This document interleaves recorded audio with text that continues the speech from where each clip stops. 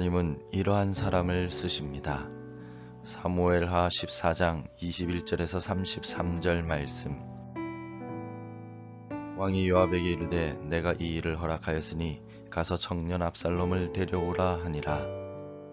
요압이 땅에 엎드려 절하고 왕을 위하여 복을 빌고 요압이 이르되 내 주 왕이여 주의 구함을 왕이 허락하시니 종이 왕 앞에서 은혜 입은 줄을 오늘 아나이다 하고 요압이 일어나 그슬로 가서 압살롬을 데리고 예루살렘으로 오니 왕이 이르되 그를 그의 집으로 물러가게 하여 내 얼굴을 볼 수 없게 하라 하매 압살롬이 자기 집으로 돌아가고 왕의 얼굴을 보지 못하니라.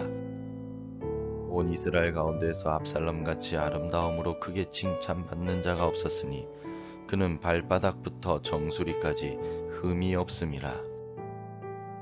그의 머리털이 무거움으로 연말마다 깎았으며 그의 머리털을 깎을 때 그것을 달아본즉 그의 머리털이 왕의 저울로 200세겔이었더라. 압살롬이 아들 셋과 딸 하나를 낳았는데 딸의 이름은 다말이라. 그는 얼굴이 아름다운 여자더라. 압살롬이 이태 동안 예루살렘에 있으되 왕의 얼굴을 보지 못하였으므로 압살롬이 요압을 왕께 보내려 하여 압살롬이 요압에게 사람을 보내 부르되 그에게 오지 아니하고 또다시 그에게 보내되 오지 아니하는지라. 압살롬이 자기의 종들에게 이르되 보라 요압의 밭이 내 밭 근처에 있고 거기 보리가 있으니 가서 불을 지르라 하니라.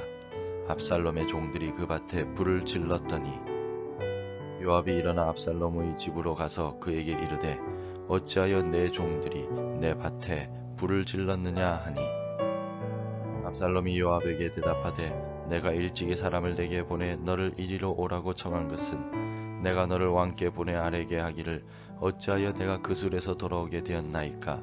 이때까지 거기에 있는 것이 내게 나았으리이다 하려 함이로라. 이제는 내가 나로 하여금 왕의 얼굴을 볼 수 있게 하라. 내가 만일 죄가 있으면 왕이 나를 죽이시는 것이 옳으니라 하는지라. 요압이 왕께 나아가서 그에게 아뢰매 왕이 압살롬을 부르니 그가 왕께 나아가 그 앞에서 얼굴을 땅에 대어 그에게 절하매 왕이 압살롬과 입을 맞추니라. 60년대 우리나라 영화계를 주름잡던 트로이카 여배우들이 있습니다. 윤정희, 문희, 그리고 고은아입니다. 이분들의 과거 흑백 사진을 보면서 깜짝 놀라게 됩니다. 정말 뛰어난 미모를 가지신 분들임을 알게 되기 때문입니다. 지금은 할머니의 모습인데 젊을 때는 대단한 미모를 가진 여배우였구나 하고 생각하게 됩니다. 여기서 우리가 알 수 있는 것은 당대에 손꼽히는 여배우였다 할지라도 그들의 미모가 평생 가는 것은 아니라는 사실입니다. 사람의 외모는 영원하지 못합니다. 요압의 계획을 힘입어 이복형 암논을 죽인 살인자인 압살롬은 예루살렘으로 돌아올 수 있었습니다. 오늘 본문에서 눈길을 끄는 기록이 있는데 그것은 압살롬의 외모에 대한 말씀입니다. 본문의 25절은 이렇게 기록하고 있습니다. 온 이스라엘 가운데에서 압살롬같이 아름다움으로 크게 칭찬받는 자가 없었으니 그는 발바닥부터 정수리까지 흠이 없음이라. 25절의 이 말씀의 의미는 온 나라 백성들이 압살롬의 아름다움을 칭찬하였고 그의 외모를 흠모하였다는 뜻입니다. 이스라엘 백성들이 모두 압살롬의 외모를 통하여 그를 사랑했다는 뜻입니다. 하지만 이후에 압살롬은 자신의 외모를 이용하여 이스라엘 백성들의 마음을 빼앗았습니다. 아버지 다윗이 왕의 자리에 있음에도 불구하고 아버지를 쫓아내고 반란을 일으켜 왕이 되려고 하였습니다.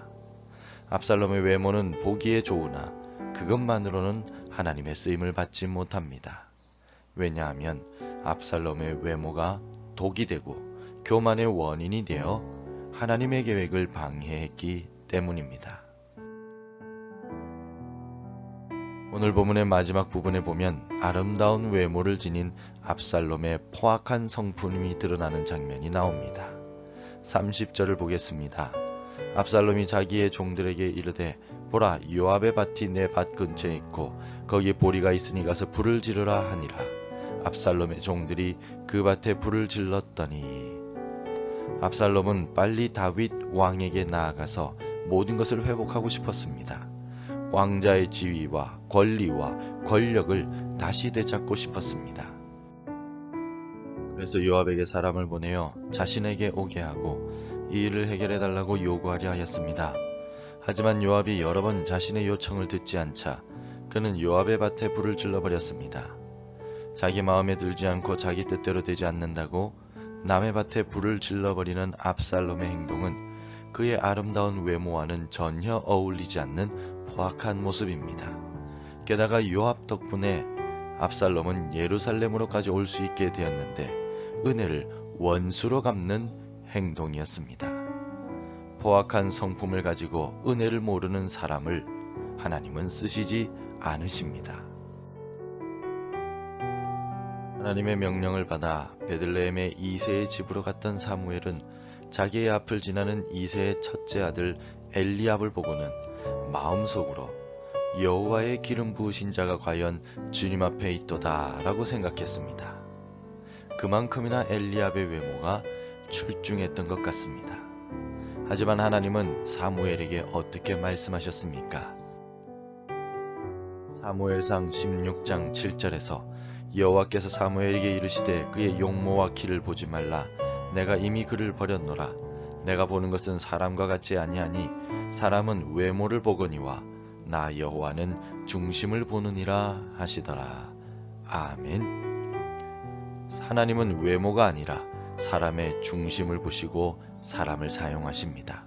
사람의 외모는 한순간이지만 그 마음의 중심은 영원하기 때문입니다. 그러므로 성도 여러분, 하나님은 외모를 보시며 자신의 종을 부르시지 않으십니다. 또 외모로 판단하시지도 않으십니다. 하나님은 우리의 중심, 마음을 보십니다. 하나님을 향한 우리의 신실한 믿음을 보시며 하나님을 경외하는 우리 마음을 보십니다. 그렇다고 해서 외모에 무관심하라는 말이 결코 아닙니다. 외모를 아름답게 가꾸되 우리 마음 중심을 더욱 아름답게 가꾸라는 뜻입니다. 말씀을 묵상하며 하나님을 향한 내 믿음을 키우고 기도를 힘쓰며 하나님의 뜻에 순종하며 살아가야 합니다. 하나님이 쓰시는 사람은 외모보다 마음 중심을 아름답게 가꾸는 사람입니다. 오늘 우리는 외모를 가꾸며 동시에 우리의 마음 중심을 더욱 아름답게 가꾸어 나감으로써 하나님께서 가정과 교회와 일터에서 즐겁게 쓰시는 귀한 도구의 삶을 살아가시기를 바랍니다. 기도하겠습니다. 하나님 아버지, 우리 마음 중심을 모두 보고 계신 하나님을 기억합니다. 내 마음 중심에 하나님께서 왕으로 좌정하여 주옵소서. 내 삶을 주님께 올려드리오니 하나님만을 의지하고 하나님만을 사랑하며 살아갈 수 있도록 축복하여 주옵소서. 예수님의 이름으로 기도드립니다. 아멘. 계속해서 함께 기도해 주시기 바랍니다.